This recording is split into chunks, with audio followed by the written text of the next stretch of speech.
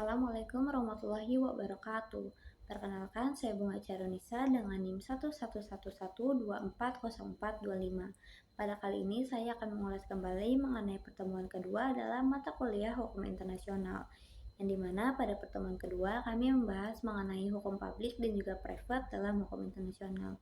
Hukum publik meliputi law of nation, hukum transnasional, interstate law, hukum perdata internasional, hukum hak asasi manusia internasional, hukum humaniter ataupun hukum perang, hukum luar angkasa, hukum diplomasi, dan juga hukum organisasi.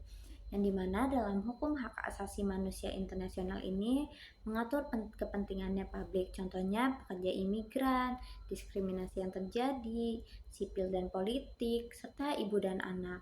Yang selanjutnya ada hukum humaniter maupun hukum perang, yaitu mengatur mengenai tata cara penggunaan senjata perang, bagaimana menangani korban-korban yang terlibat dalam perang, tata cara perang, serta bagaimana perkembangan dalam perang tersebut. Selanjutnya yaitu ada contoh hukum publik dan juga hukum private dalam hukum internasional.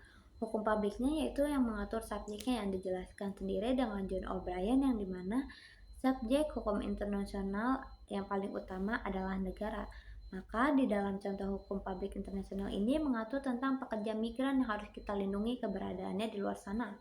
Yang kedua yaitu contoh untuk hukum private internasional, yang dimana contohnya adalah ketika WNI menikah dengan WNA maka akan ada urusan keperdataannya.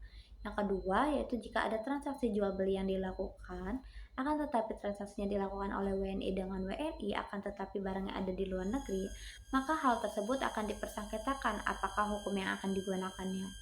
Yang selanjutnya yaitu ada sifat dan perwujudan hukum internasional, yang dimana sifat HI ini dibagi menjadi dua, yaitu koordinatif dan subordinatif. Koordinatif ini tidak mengenal adanya perbedaan, maka semua kedudukannya sama. Sedangkan subordinatif ini adanya kesenjangan, adanya hubungan tinggi dan rendah antara yang memerintah dan yang diperintah. Yang memerintah yaitu pemerintah, sedangkan yang diperintah adalah warga negara. Contohnya adalah pemaksaan dalam pembayaran pajak. Sekian dari saya, kurang lebihnya mohon maaf. Wassalamualaikum warahmatullahi wabarakatuh.